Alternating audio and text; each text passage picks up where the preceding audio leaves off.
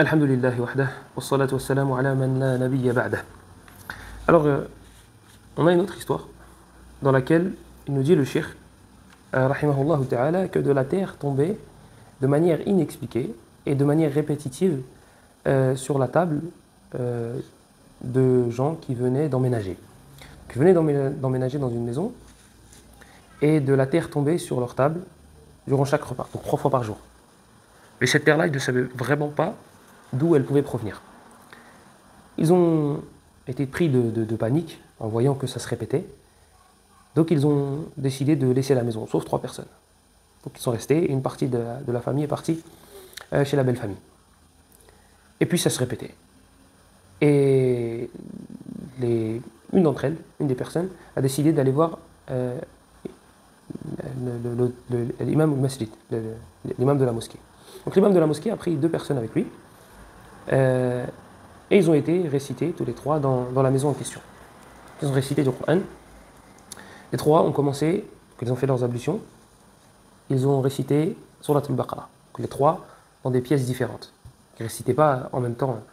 Ils ne récitaient pas les mêmes versets en même temps, à l'unisson. Chacun est parti dans une pièce et chacun récitait Surat al-Baqarah.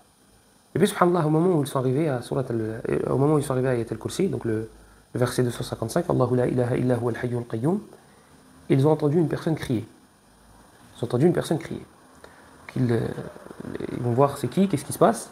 Et là, ils aperçoivent une dame à la porte. Donc là, les 3, ils se disent, bon, il y en a un qui va continuer à réciter, et nous, là, les 2 autres, on va aller voir qu'est-ce qui se passe.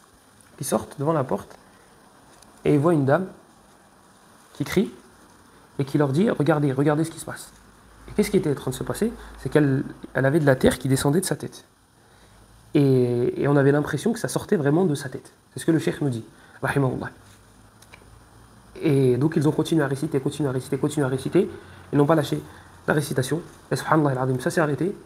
Et puis dans la maison, ça s'est arrêté aussi. Les jours d'après, donc ils ont conseillé, l'imam en question a conseillé la famille, a donné des conseils à la famille, de réussir. Et donc ils ont dit, récitez beaucoup de Coran.